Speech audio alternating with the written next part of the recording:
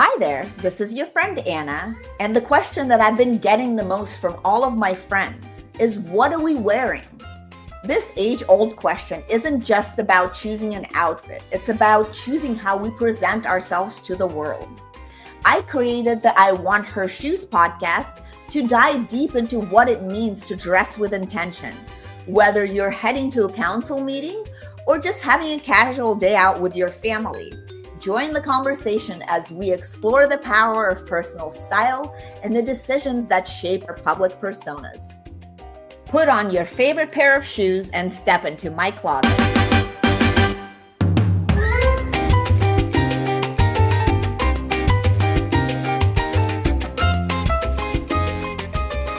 All right. Well, welcome back to the I Want Her Shoes podcast, where we explore ambition, leadership, reinvention, and the women creating meaningful impact in the world. I'm your host, Anna Anisin, and today's conversation is about something that every one of us needs, whether we're building a business, leading a team, raising a family, or simply just navigating change in our life: innovation. And most people think innovation is about tech or AI or launching the next billion-dollar startup. But today's guest believes innovation starts somewhere much more personal. It begins with curiosity and with asking better questions, with having the courage to imagine a future that doesn't exist yet, and then taking the first step toward building it. Leigh-Ann Buchanan has spent nearly 2 decades doing exactly that. And she's an attorney, entrepreneur, innovation strategist, and advisor whose work has helped deploy more than $100 million in philanthropic capital to transform communities and expand opportunity. That's amazing.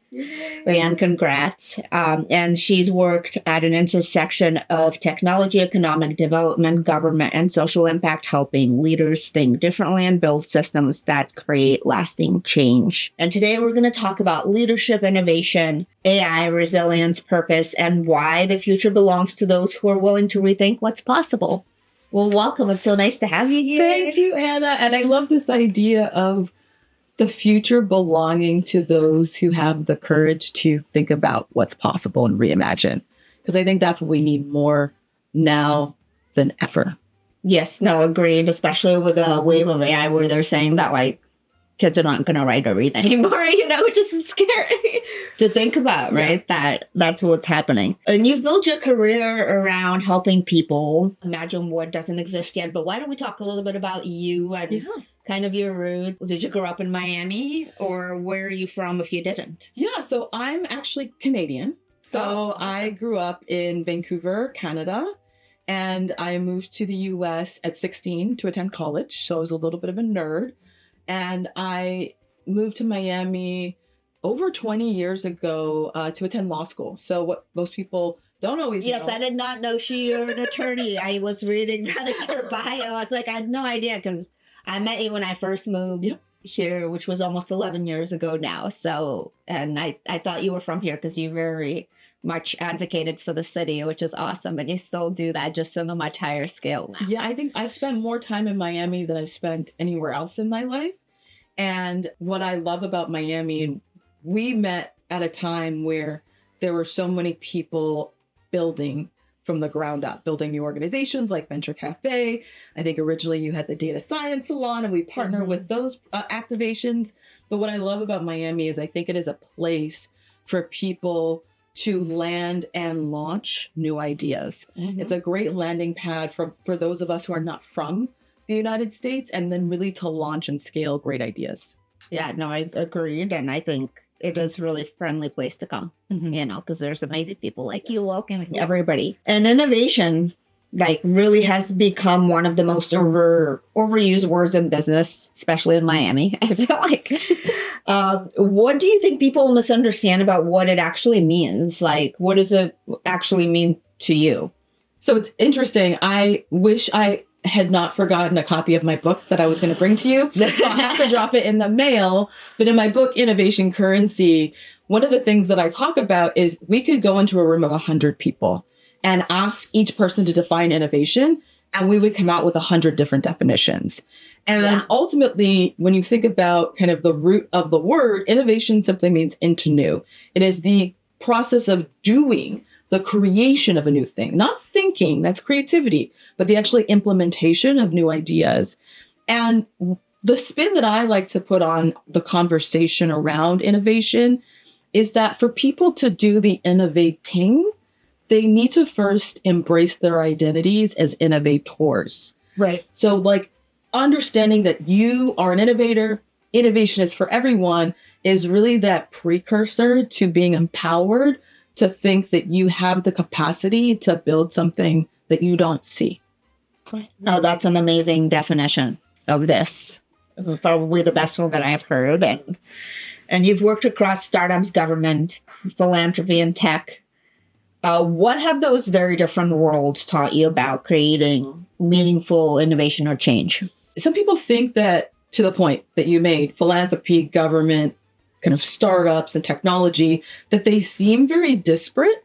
But actually, my work has really been around a couple of through lines. One, that each of those spaces require bold and courageous leaders that are using their leadership platform and their skills to drive forward change. And I think that the leaders of today and the leaders of tomorrow, like that future of leadership, requires that we actually be better innovators to navigate some of the big disruptions that we're seeing. We're seeing kind of social disruption happening. We're seeing labor market disruption with AI. We're seeing disruption of so many industries as we really shift from being more of a built environment and tactile economy to being more digitized, and how legacy industries are navigating that.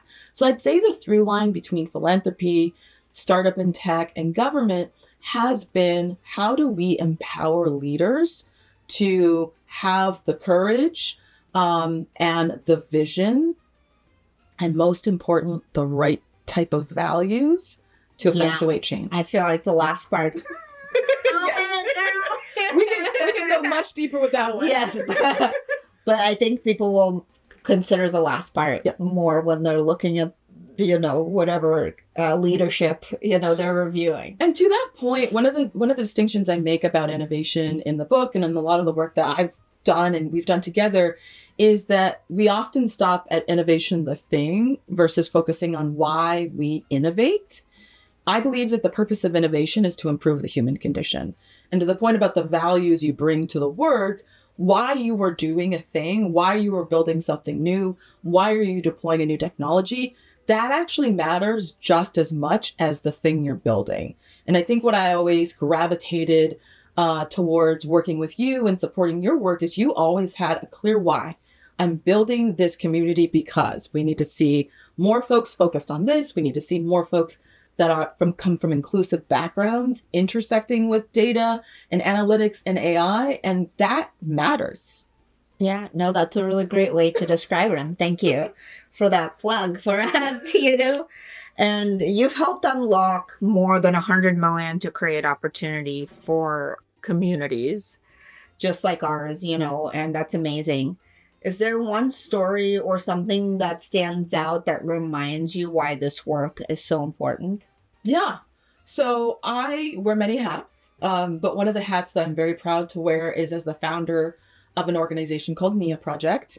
And it is an organization that I started to help clear the pathway to college for kind of under-resourced students. What most people don't know is I've never paid for school. I came to America on a full scholarship. I went to law school on a full scholarship. Yeah, it's expensive. Went to law school on a full scholarship, and I've been able to do many different executive programs at like Harvard, Columbia, NCI, all for free. And so we have just surpassed helping students win more than $50 million in scholarships over the last amazing. That's 12 so years. Cool. That's amazing. And the number is great, but for me, it's the stories. We've had students whose parents make less than $18,000 a year win a full ride to college. So those opportunities completely change the trajectory of their lives individually and their families' lives as immigrants. And so for me, like, that's what I'm excited about is impact. Yeah, that's true. And in Canada, is college free? It's not free, but it's definitely more accessible. Yeah, I feel like everywhere except for here. There's so many. Yeah. There's so many. I thought that people that that kind of money, they should just get free college. I mean, I don't understand why. One would think. One would think.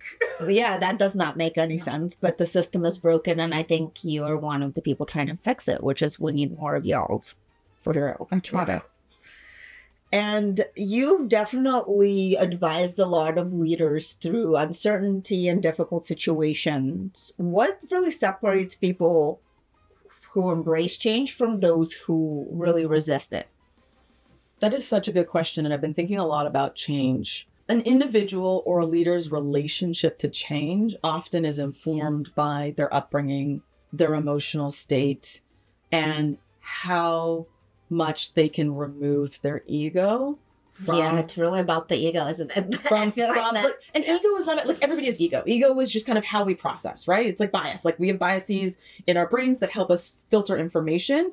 And so I think sometimes there's a negative connotation associated with it. But change, when we change our relationship to change, in terms of seeing it as an opportunity, in terms of understanding the constant is always endings and beginnings. And the more you embrace that there's going to be a flow to how things move, I think the biggest impediment to change is people that want to control. Mm-hmm. Because control means you want things to stay in a certain way, and change means you're open to new possibilities. Yes. No, I think that's a really good point. So, and we're living through one of the biggest shifts, as we talked about in the beginning. Where do you see kind of the biggest responsibilities for leaders right now as we go through this? Because I feel like you can't just sprinkle some AI on it. Yeah. AI, it's like, that's not what we should be doing. I was meeting with a good friend who does amazing work, whom you also know, Felicia Hatcher. Yes. Black Ambition. You should totally have her in your amazing yeah, closet. She's awesome. Yeah. But we met this morning, and one of the things we were talking about is AI is not a silver bullet. You can't just, to your point, sprinkle AI and think it's going to solve the problems, because these problems are human problems. And so a lot of the work that I've personally been passionate about is, again, around the future of leadership. And I think that leaders who understand that AI is a tool to achieve an outcome versus using AI as the outcome. A lot of times in government, they're like, oh, AI will solve it. No. AI can optimize your process. AI can be a tool to get better outcomes, but it is not the end game. Right. And I could hear your Canadian accent.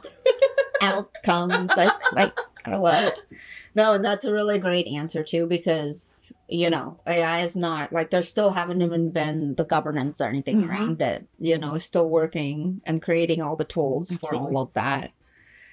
And you've also worked in a lot of both public and private institutions. What can each learn from the other when it comes to innovation and change? Part of the work that I do right now is leading one of the first public innovation authorities in the U.S., started right here in Miami, and soon to be, hopefully, public innovation authorities in cities across the country. And the role of a public innovation authority is to sit at the crossroads of public and private. Right. If you think about the distinction, public sector, government exists as that institution that we've kind of allowed to exist as a monopoly to govern our shared resources, to manage risk collectively, to make sure that we have structure around how we as humans live together in a society and have our collective needs met, like roads, schools, getting garbage picked up. So there's an inherent orientation towards bureaucracy and risk aversion, whereas the private sector, they move fast and break things. Yes. And sometimes in breaking things, they build really great things. And so what I think there's opportunities to learn from the private sector is, how do we ensure that government can focus on the end user and ensure that how people interact with government is frictionless, it's a positive experience, it's not riddled with frustration, and things work just as well as they work in the private sector. And conversely, I think that the private sector could learn from government around how to be a better steward of shared resources, how to build things in a way that is thinking longer term about the impacts on the planet, on society, on making sure we're serving everybody's needs versus a select few. Yeah, no, that's an amazing answer to that question. So thank you. And also now let's talk a little bit about uncertainty. How do you get comfortable with it? Because I'm sure you talk to a lot of leaders who have to make these huge decisions. How do you actually deal with it yourself? So it's funny. At 1 p.m., I have a reminder to listen to my affirmations. I use this app called ThinkUp, where you can pre-record your own personal affirmations For yourself. and then you hear yourself Nice. talking back. And the affirmation that I recently added in the last quarter helped me release the desire or need for certainty. And Because we don't know anyways. because we're never going to know. And so I wanted to remind myself that I need to release myself from the desire or need for certainty and recognize that uncertainty can be a gift because it allows for you to live in the present. And a lot of anxiety comes from either focusing too much in the future, which sucks as a futurist because I'm always thinking future, or focusing and dwelling too much in the past. And there's a lot that we could notice if we were paying attention to the moment and what's around us in terms of leaders and in terms of how they can apply this concept or this idea to their work. Being able to deal with uncertainty means that you can take the facts as they exist now and recognize that you can build your capacity to pivot when the circumstances change. Exactly. It could never get worse. It could only get better. Yeah. No, that's also a great answer. And, we always talk about success and what it means on this podcast. How has your definition of success evolved over the years and, the 20 years that you've been here and working on these amazing projects and talking to so many public and private companies? Yeah, I think when I was younger, success was kind of achieving goals. And James Clear has a really good distinction about how to think about effective goals, which are who you become in order to achieve the thing you want to see happen. And so my success is really aligned with my personal mantra, which is people, purpose, and impact over everything else. So for me, success is how do I ensure that I am using my time, my talent, my energy, my treasure in furtherance of things that align with my purpose. Nice. Yeah. That's very, very deep and down to earth. I mean, I feel like Miami, again, it's a great place, but sometimes I feel like people can fall into the scene here and it could be very external here. Yes. So, but not with everybody. No, There's good people here, and it's not like those people are bad. It's just different values. Very different. Yeah. And I think the heyday of Venture Cafe, you used to be there a lot. I think there was a concentration of folks that were maybe more focused on collective values Right. and really focused on community in a very different way, which I kind of miss once in a while. I know. Yeah, it's a little different now without that. And many women listening have incredible ideas, but they just hesitate, before taking the first step. I feel like a lot of people talk about stuff. And what advice would you give someone who's waiting until, they feel everything is ready, but because you'll never really be ready, right? So this is a definition that I use in life and dating as well. Ready is a decision, not a state of mind. So you make the that's decision. That's a good quote right No, there. seriously. Yes. Once I had that aha moment, I was like, oh, wait. For a person who's like, oh, I'm not ready to be in a relationship. No, you've decided that You're not ready. Yes, of course. Yeah. And the same thing goes for starting something. Ready is a decision, not a state of mind. You're never going to, in your body, feel ready because your body is designed to feel calm in familiar environments. And if you're walking into something new, which is building something that you haven't built before, it is inherently uncertain and unfamiliar. So your nervous system's going to go on fire. So you just have to decide, I'm ready for it right now. I was born ready. Yes, exactly. Well, this is I Want Her Shoes, so we have to talk a little bit about style. How would you describe your personal style today, and how has it evolved alongside since you came here, from Canada, and how your career has evolved as well? So I would say, I moved to Miami probably 2 months after I turned 20 for law school, so I technically wasn't even legal drinking age. Uh-oh.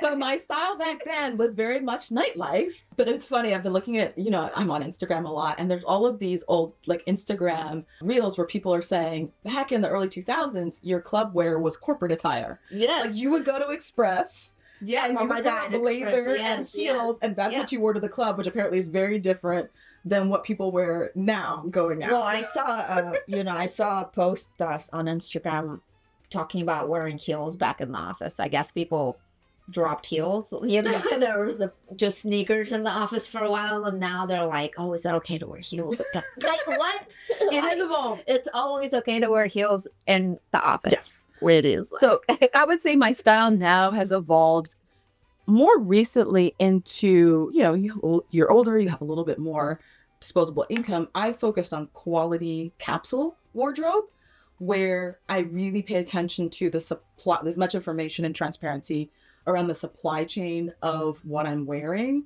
This company unfortunately folded, but this company that makes the shirts called Leade, they just closed earlier this year, but they're completely sustainable fabrics, very much a capsule wardrobe, really thoughtful about the types of fabrics. So when you travel, they don't wrinkle as much, they pack flat.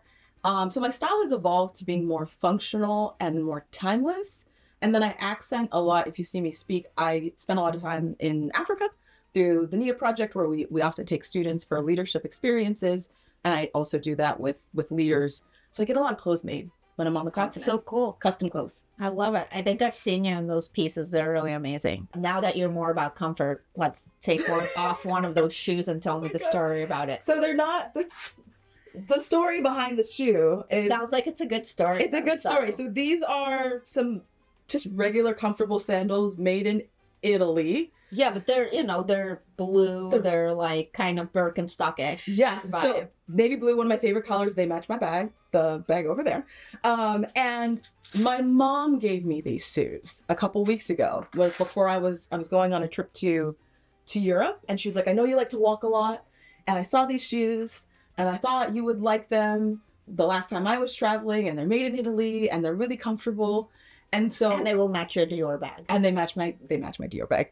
But more importantly, I thought that was just the nicest gesture, that my mom would think about me, see a pair of shoes that she thought I would like and that I would actually wear. Because I know so many people that don't have their moms, they don't have their parents. And to be considered is one of the highest forms of love.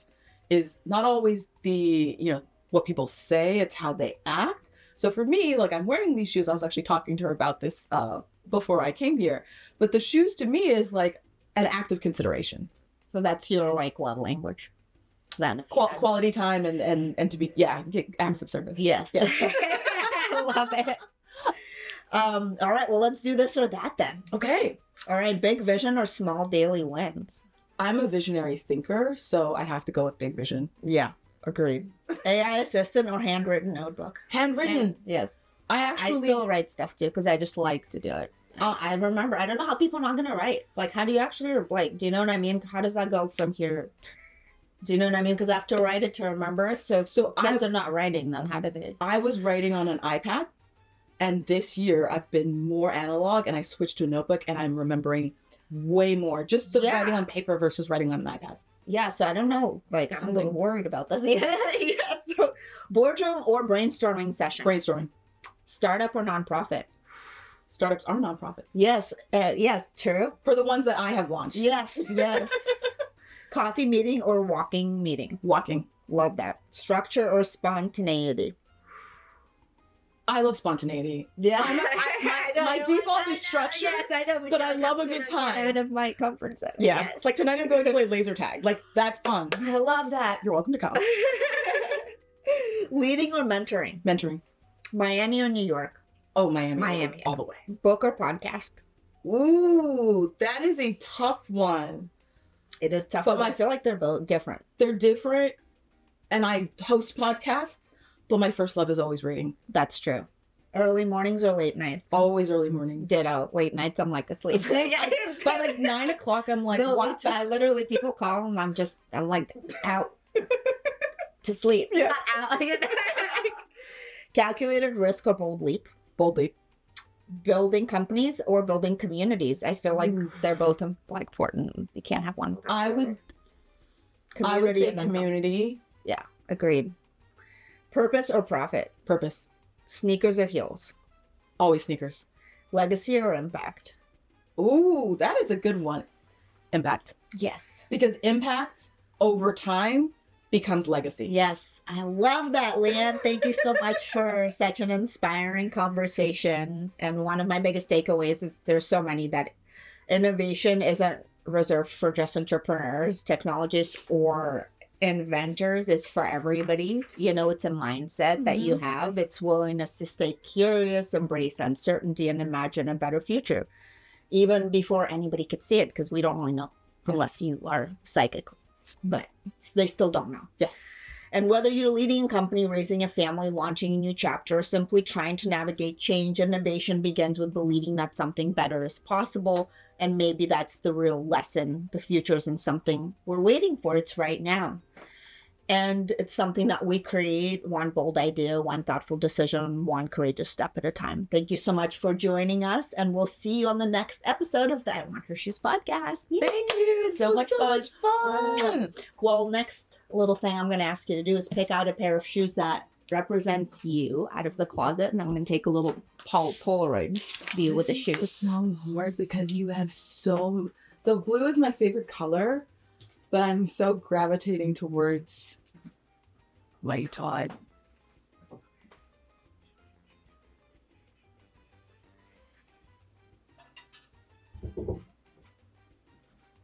Honestly, this is how I couldn't do this.